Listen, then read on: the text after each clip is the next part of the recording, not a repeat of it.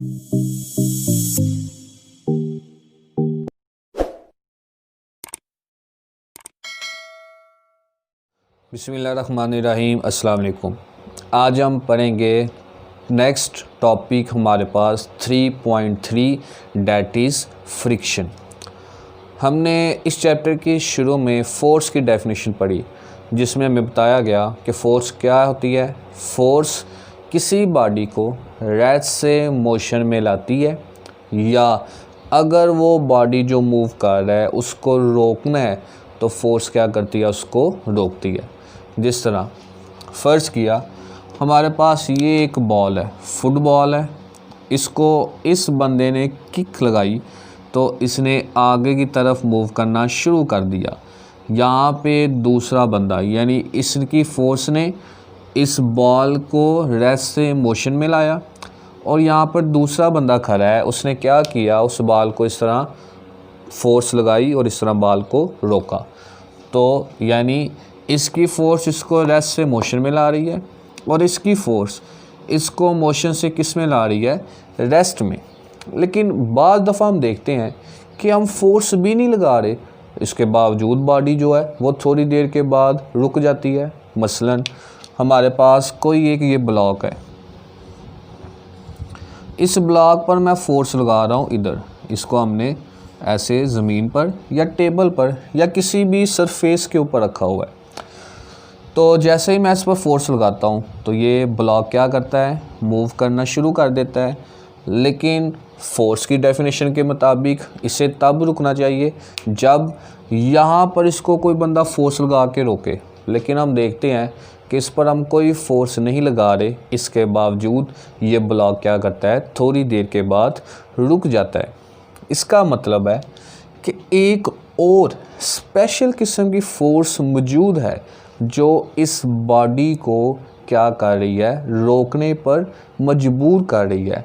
उस फोर्स को हम कहते हैं फ्रिक्शन या फिर फ्रिक्शनल फोर्स।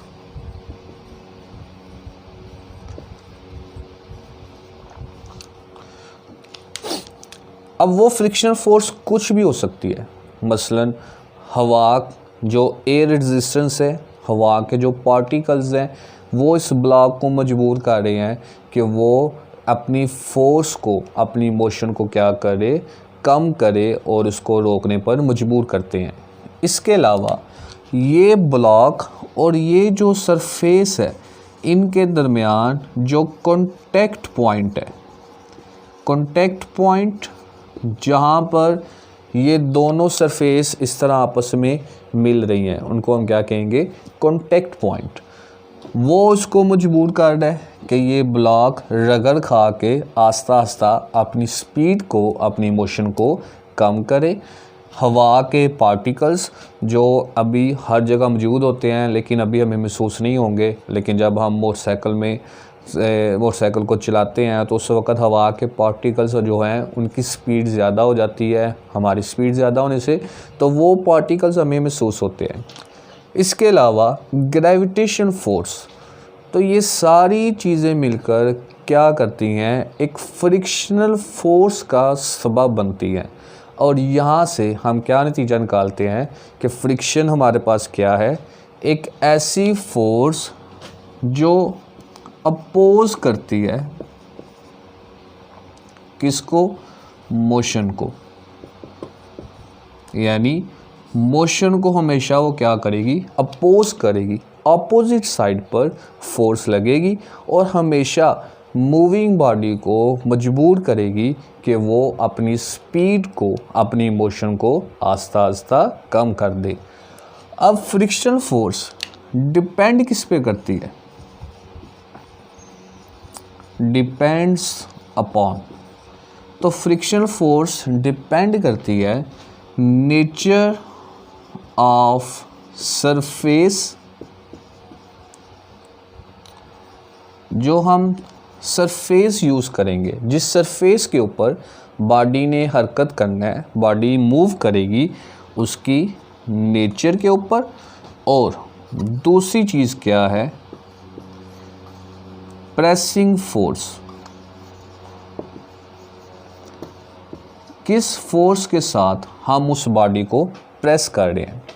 सबसे पहले नेचर ऑफ सरफेस इसकी बात करते हैं। तो जो सरफेस है उसकी नेचर सेम नहीं होती। बाज़ सरफेस बहुत प्लेन होती हैं, बाज़ सरफेस बहुत रफ़ होती हैं, खुरदरी होती हैं।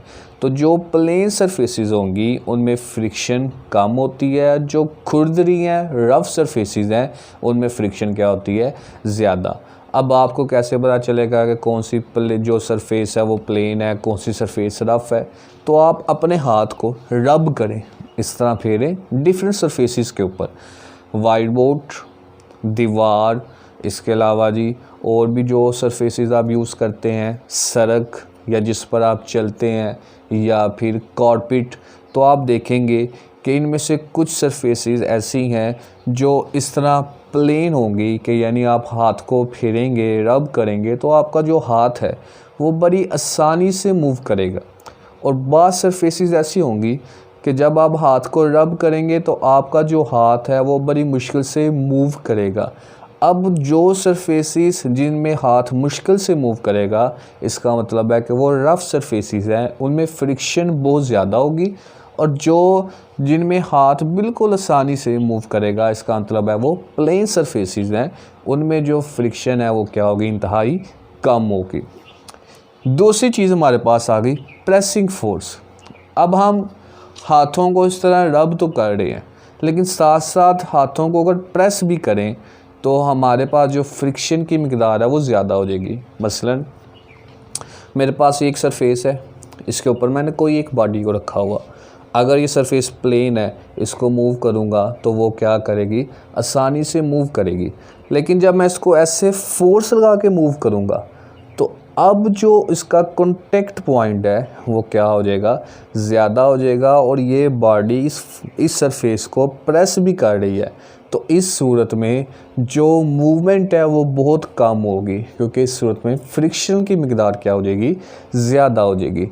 तो अगर प्रेसिंग फोर्स ज़्यादा है तो उस सूरत में भी फ्रिक्शन की मिकदार ज़्यादा है, और अगर प्रेसिंग फोर्स कम है तो उस सूरत में भी फ्रिक्शन की जो मिकदार है वो क्या है, इंतहाई कम है।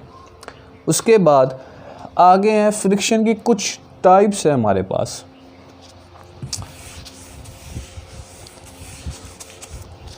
फ्रिक्शन की टाइप्स हैं, एक है जी स्टैटिक फ्रिक्शन,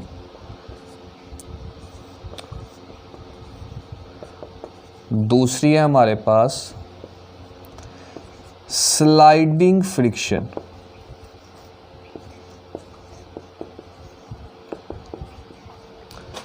तीसरी आ गई रोलिंग फ्रिक्शन,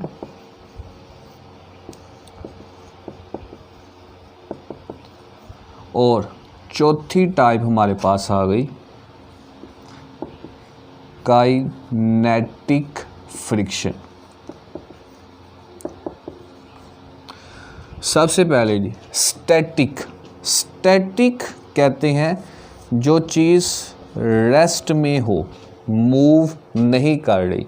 तो यहीं से हमें पता चल गया स्टैटिक फ्रिक्शन से मुराद क्या है कि अगर एक बॉडी रेस्ट की हालत में है, उसके दरमियान और सरफेस के दरमियान या कॉन्टैक्ट पॉइंट के दरमियान जो फ्रिक्शन होगी उसे हम क्या बोलेंगे, स्टैटिक फ्रिक्शन। उसके बाद स्लाइडिंग।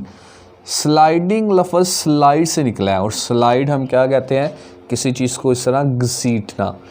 यानी हमारे पास कोई एक बॉडी है, जब हम उसको घसीटते हुए मूव करवाएंगे तो उस सूरत में उनके कॉन्टैक्ट पॉइंट के दरमियान जो फ्रिक्शन होगी वो क्या होगी, स्लाइडिंग फ्रिक्शन होगी। उसके आगे है जी रोलिंग। रोलिंग कहते हैं जो लफ़ज़ निकला है रोल से। रोल से मुराद है कि अगर एक बॉडी रोल करता हुआ मूव करे, जिस तरह गाड़ी के टायर हैं, तो वो क्या करते हैं, ये जो टायर है या फुटबॉल लगा लो, तो ये रोल करते हुए आगे की तरफ मूव करेगा, किसके ऊपर, किसी भी सरफेस के ऊपर। तो इनके जो कॉन्टैक्ट पॉइंट के दरमियान फ्रिक्शन होगी वो कौन सी होगी, रोलिंग फ्रिक्शन। उसके बाद काइनेटिक। तो काइनेटिक कहते हैं मोशन को। अगर एक बॉडी हरकत कर रहा है उसके दरमियान और कांटेक्ट पॉइंट के दरमियान जो फ्रिक्शन होगी वो क्या होगी? Kinetic friction.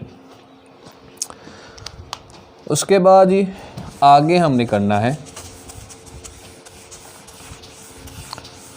अब हमने प्लेन सरफेसेस का जिक्र किया, तो प्लेन सरफेसेस की भी आगे कुछ टाइप्स आ जाती हैं। कुछ सरफेसेस ऐसी हैं जो दिखने में तो बिल्कुल प्लेन नज़र आ रही होती हैं लेकिन एक्चुअल में वो प्लेन नहीं होती। जब हम उनका माइक्रोस्कोप की मदद से जब हम उस सरफेसेस को देखते हैं तो हमें इस तरह की कुछ दरारें नज़र आती हैं। दिखने में तो प्लेन है, जिस तरह ये वाइट बोर्ड बिल्कुल प्लेन है, लेकिन माइक्रोस्कोप से देखने के बाद हमें क्या होती हैं कि इस तरह की कुछ जो दरारें हैं वो नज़र आती हैं।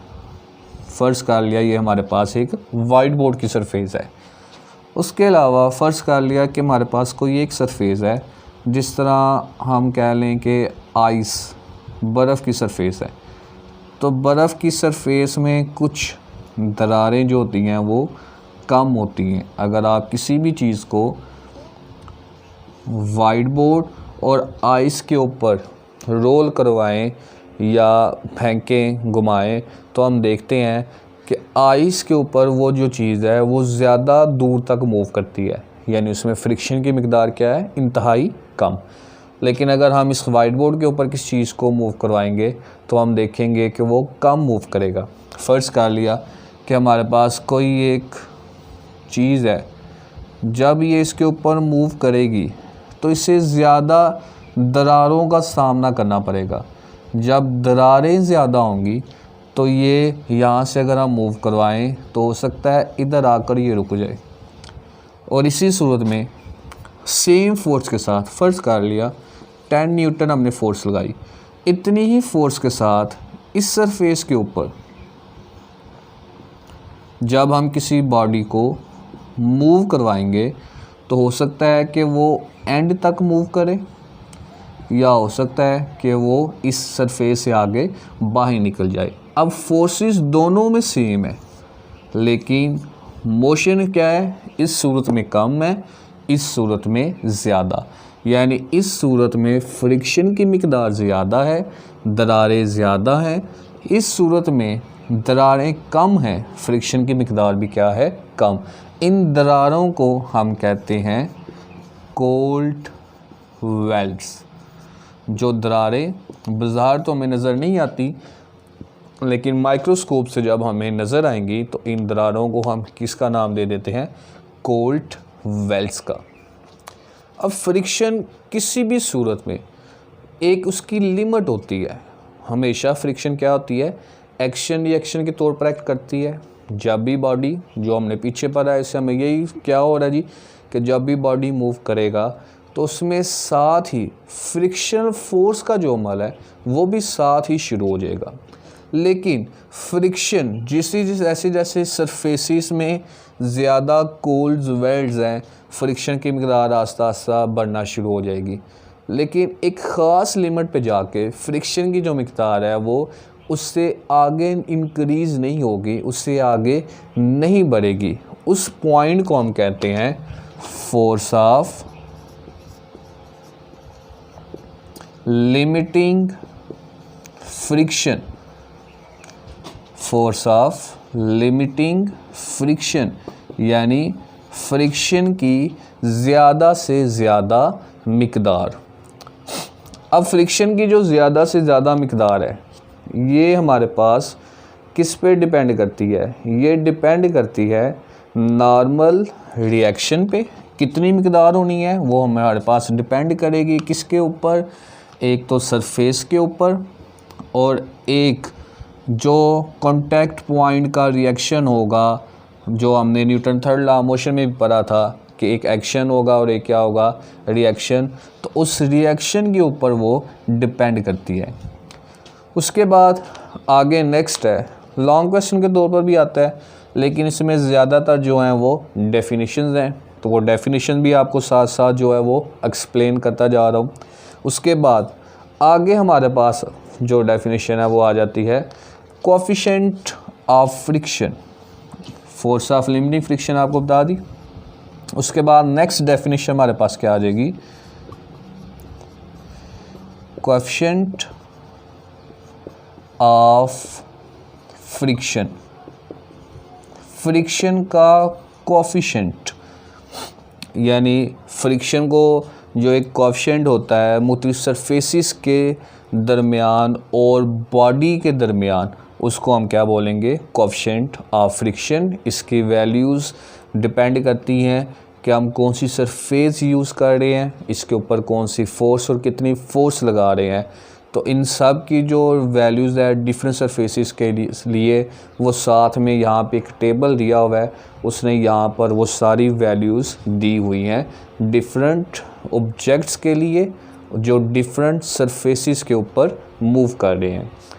तो कोएफिशिएंट ऑफ फ्रिक्शन इसको हम किससे रिप्रेजेंट करते हैं जी, एक सिंबल है, इस सिंबल को हम कहते हैं म्यू से, और इसकी जो वैल्यू होती है ये डिपेंड करती है किसके ऊपर, जो मैक्सिमम फ्रिक्शन है उसके ऊपर, और जो नॉर्मल से मुराद है कि रिएक्शन के तौर पर वो सरफेस ऊपर की तरफ किसी बॉडी पर जो फोर्स लगाएगी। मसलन इसी में कह लें कि ये बॉल जो है वो इसका वेट W किधर होगा, नीचे की तरफ, और रिएक्शन के तौर पर ये सरफेस इस बॉल पर ऊपर की तरफ फोर्स लगाएगी, इसे हम नॉर्मल फोर्स कहते हैं और उसको रिप्रेजेंट करते हैं R से। तो म्यू हमारे पास क्या आ गया, Fs/R। अगर हम यहाँ से मैक्सिमम जो फ्रिक्शन है उसकी वैल्यू कैलकुलेट करना चाहें तो R यहाँ पे डिवाइड हो रहा है, इधर आकर हमारे पास क्या हो जाएगा, मल्टीप्लाई। तो हमारे पास यहाँ से वैल्यू आ जाएगी Fs = μR, और हमने बोला है R नॉर्मल फोर्स है, और नॉर्मल फोर्स है तो इसका मतलब है कि ये किसके इक्वल है, वेट के, और वेट का फॉर्मूला क्या होता है, mg। तो यहाँ से हमारे पास Fs = μ और R के वैल्यू क्या आ गई, mg। तो यहाँ से हमारे पास जो ज़्यादा से ज़्यादा फ्रिक्शन है उसका नया फार्मूला क्या बन जाएगा, μmg, जो पीछे एक्सरसाइज में एक न्यूमेरिकल भी है, वहाँ पे हम इस फार्मूले को यूज़ करेंगे। उसके बाद आगे फ्रिक्शन की कुछ उसने टाइप्स हैं उसको एक्सप्लेन किया हुआ है, ये इंशाल्लाह हम कल करेंगे।